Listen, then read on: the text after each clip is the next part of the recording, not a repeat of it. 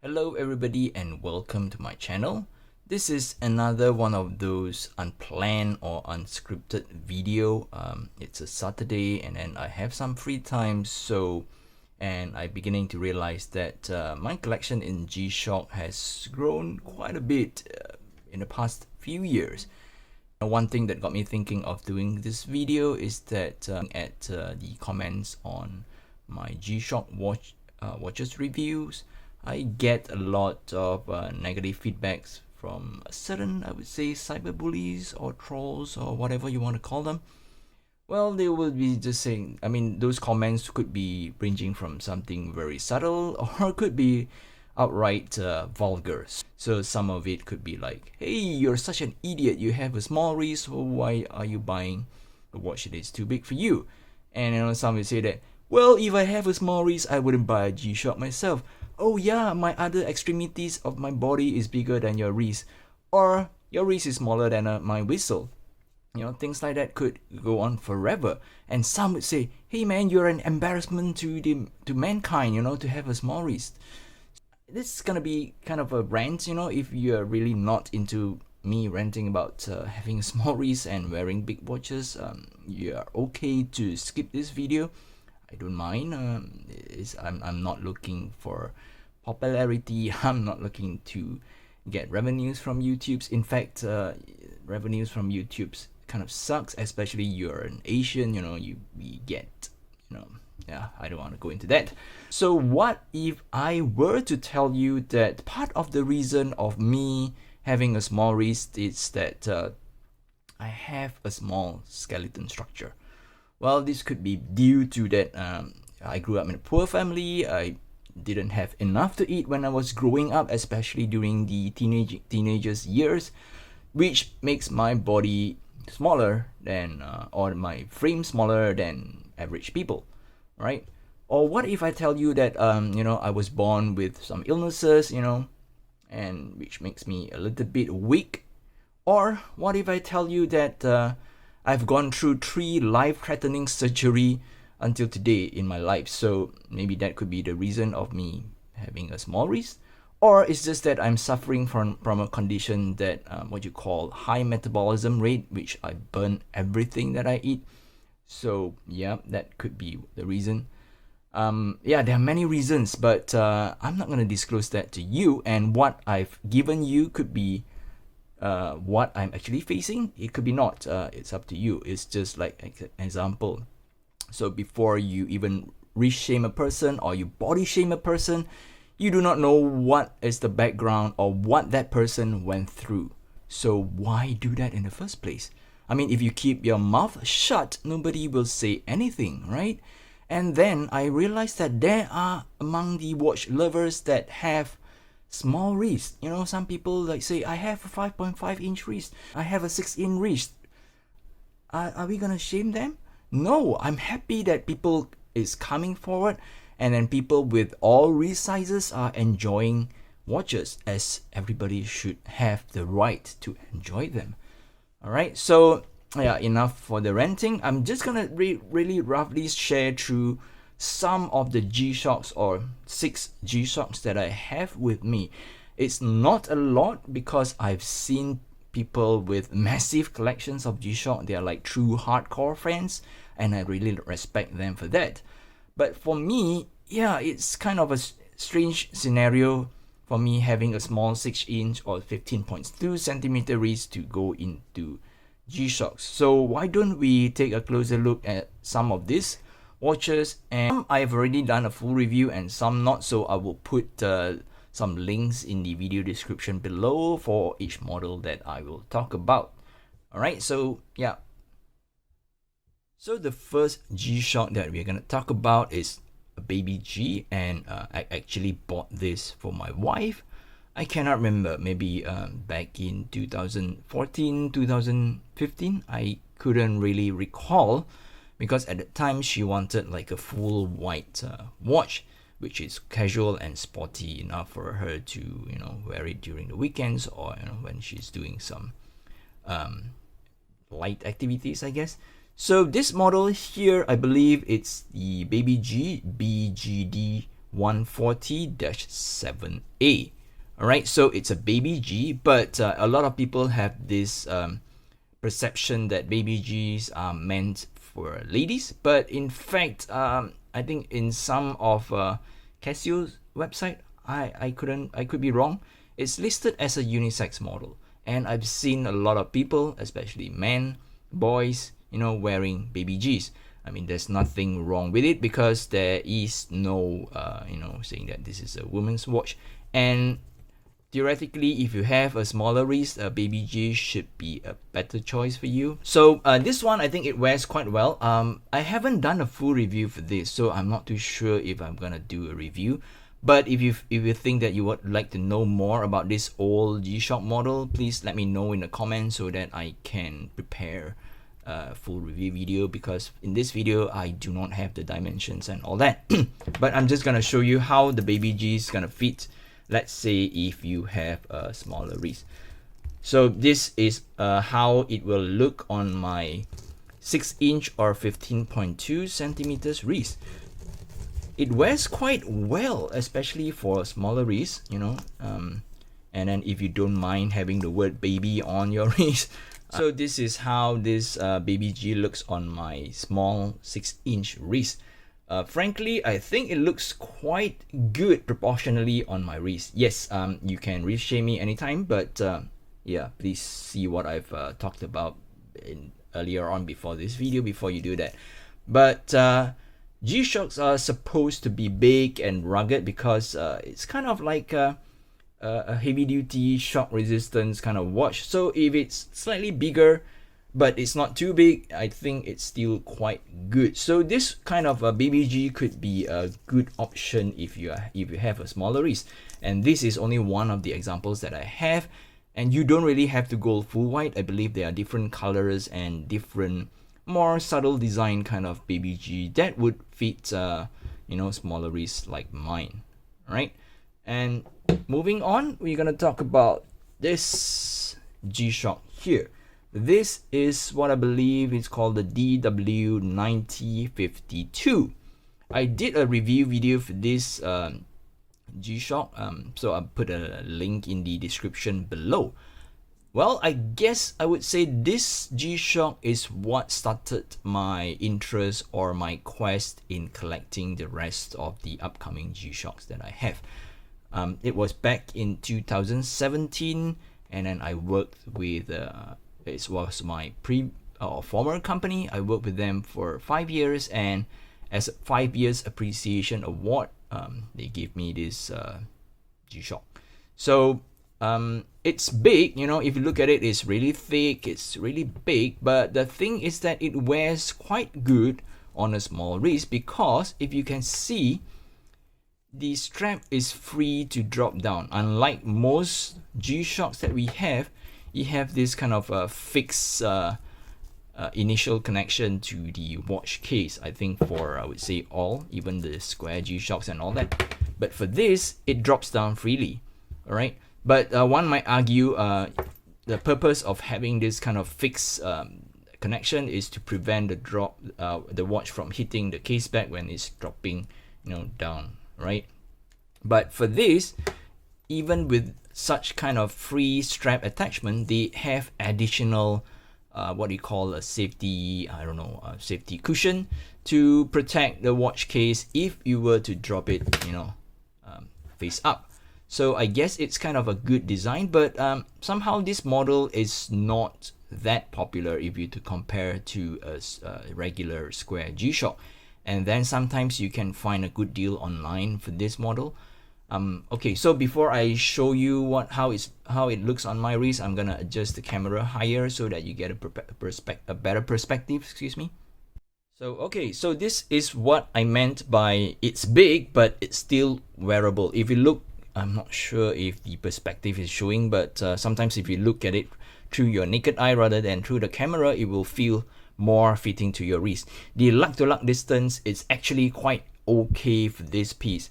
So if you're into, kind of a more rugged and manly G-Shocks, which still looks good. I mean, it's gonna be big. I mentioned that G-Shock is gonna be like a rugged watch, it's still quite wearable even for my 6-inch or 15.2 centimeter wrist, and you have several more holes to go. Even if you have a slightly smaller wrist, I believe this one it's okay.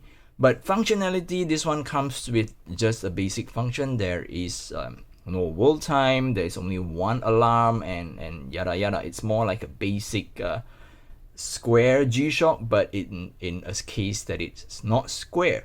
And if you look at it, the buttons are actually much better design in my opinion, because it's easier to press, because they have these like super big buttons that are protected with a big shroud around them. So even if you have like a big fingers, there should be no problem of you activating the button. And one cool design is that this G button activates the backlight. I think it's quite bright here, so you can't really see it that well, but it actually activates the backlight of the watch. So it's easier, especially when you're in the dark. You don't have to fumble around and just press that big button. You can read the time. Okay, so next. So after receiving this watch, this first G-Shock that started everything, I wanted a more feature-packed G-Shock. So this is where I got this G-5600-1.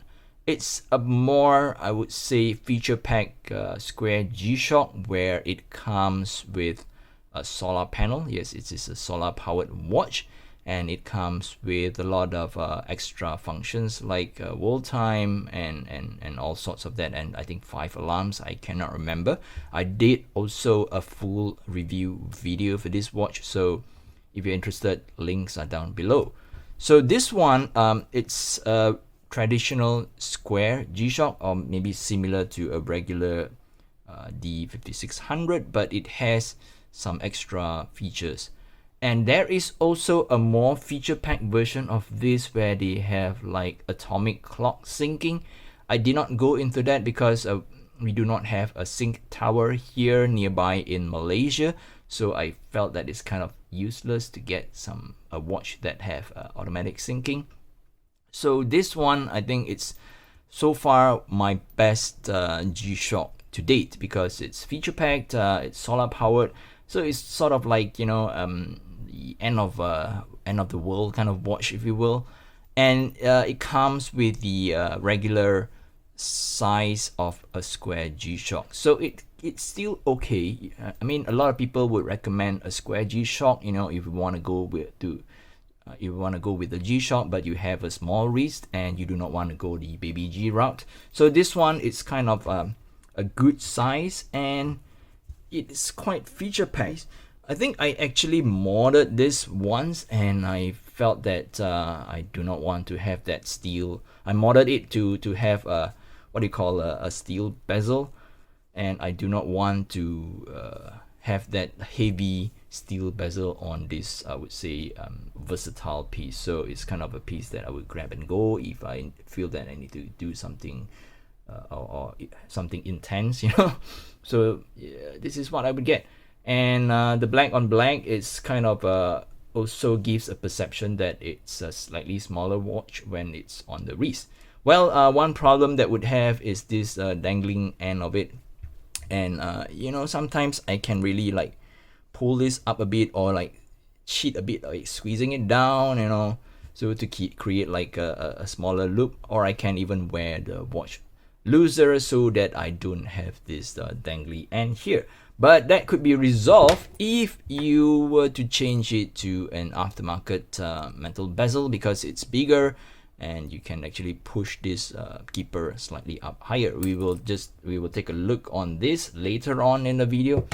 But yeah, this is, I would say, a good choice if you want an affordable and feature-packed G-Shock that is not big for your wrist. So what's next? Alright, so then it's also an iteration of a square G-Shock. So after I purchased this, I think in 2018, early 2018, then I was like, once you purchase something from an online website, they will keep on showing you the same kind of stuff. And somehow this one pops up. This, I believe, it's from an old model. I'm not too sure if it's still in production, but I'm guessing it is not. It is part of the G-Lite series. I think this watch is meant for water sports enthusiasts, people like surfers, or people that go fishing and things like that, because this watch comes with a moon phase and also the tide information. I believe I did 2 videos for this watch. One is about the review, and one is like a tutorial on how to set the tide setting and the moon phase of the watch. This watch, it comes with a glossier finish, if you can see, and it's kind of like a white plastic that has a white paint over it, because as you flip over, you can see that it has that kind of a more yellowish white, or maybe it's due to my sweat. I do not know. It's also from 2000. I bought it in 2018, and I've wear it a couple of times, even to the office, especially on like Fridays, casual day, and yeah, it's a good watch. So that paint itself, in a way, you have to take note that that paint on the strap itself makes the strap a little stiffer if you were to compare with this regular square strap. Somehow I feel that the paint makes the strap looks a little plasticky, so it might feel like a little stiff, if you understand what I mean, on the wrist. But again, it's still a good size if you have a small wrist like me. Okay, so that was in 2008, and I stopped for I stopped for 2 years, and somehow in 2020, due to the pandemic and all that, I was at home, I was working from home on and off, and initially I was working at home full time, so I was like bored. Sometimes when I took a break, I would just pick up my phone and browse for things watch related, and I noticed this model. Well, this one, it's modded. It comes with, you imagine that it comes with black resin bezel, but I've actually modded it with this steel bezel to match that mirror like finish under the crystal. So this one is really a very basic square G-Shock. There's no extra function. There is no world time. There is, I think, only one alarm. I could be wrong, but the cool feature is how it looks. So yeah, I think during the review of this video, I believe I made a statement that I might regret. I said that if you want to buy a digital watch, it should have such and such functions, but I don't know, sometimes we just go with the look. So this one, it has a mirror. And during the pandemic, even until now, we have to wear face mask when we are out and about. So I guess this one, it's kind of a convenience for me to use the bezel or the inner bezel as a mirror to check, if I'm wearing my face mask correctly. And yeah, I modded this with an aftermarket keeper as well. So I'm gonna put this on the wrist. Well, with that steel bezel on it, it certainly feels a lot heftier. So if you like it, then you will like it. Sometimes people feel that it's kind of a top heavy watch, and then you feel out of place of it. But yeah, it's still a good size. I mean, of course, it's gonna be big. It's a G-Shock, though. So, but somehow it's a convenience to me. Then you can check the mirror. So yeah, before I forgot, the part number is DW5600 BBMA-1. So there is also a review video, links in below. So which brings us to the last G-Shock that I got just, I would say, a few weeks ago, a week or two ago. Well, the reason of getting this is not because I knew that it was discontinued. To be honest, I did not know that it was discontinued by Casio when I purchased it. What prompted me to get this is that, remember, I think back in last year or 2019, G-Shock launched this first carbon core series, which is the GA2100, and they have an all black version. that was like, you know, it was crazy. People just grab everything, and then some people will just jack up the price to be more than double of the retail. And soon after that, you have a lot of fakes or counterfeit version floating the market. So initially I wanted to get that, and then the price was too high, and then I was concerned that I might get like a counterfeit version. So I ended up not getting one. And then I think late last year, Casio announced this color, and I was saying, oh, nice. All right, I like gray because, you know, if in fashion sense, if you ask a lot of fashion gurus, people will say that gray is not a color. So it goes with anything. I'm not sure if I'm correct or not, but this is what I've got. This is the GA2110 ET-8. So dash 8 is for gray, and 2110 is a newer version of the 2100. So what we get is still the same. So we have the same carbon core case that is protected by this resin here. We have quick release bands, but one thing I noticed is that the buckle has changed to plastic. I'm not sure why, and I'm still on the fence if I like this move, because on all the G-Shocks that we have, if I'm not mistaken, they always come with a steel buckle for that extra ruggedness. But somehow, I think due to cost down or whatnot, or they want to do like a proper color match, they went for a plastic buckle. So the rest, I believe, is the same. So we have an any digital look. In fact, this is my first any digital G-Shock, if you will. So yeah, let's try to put it on the wrist. Well, I have to warn you that this one is on the bigger side. I think it comes with a case diameter of 44, 45. I still have not done a full review video for this watch, which I think I will be doing it in the next couple of weeks or a month or two, depending on how I feel. So yeah, it's on the bigger side, and the lug to lug, I would say it's almost pushing. I do not have the numbers at the top of my head because I have not done a full review video yet, but it's big, but I think it's still wearable. I don't know. So this is my first any digital, and the reason of buying this is not because I knew that it was discontinued and I want to be, you know, right on the cash cow to like sell it afterwards. Nope.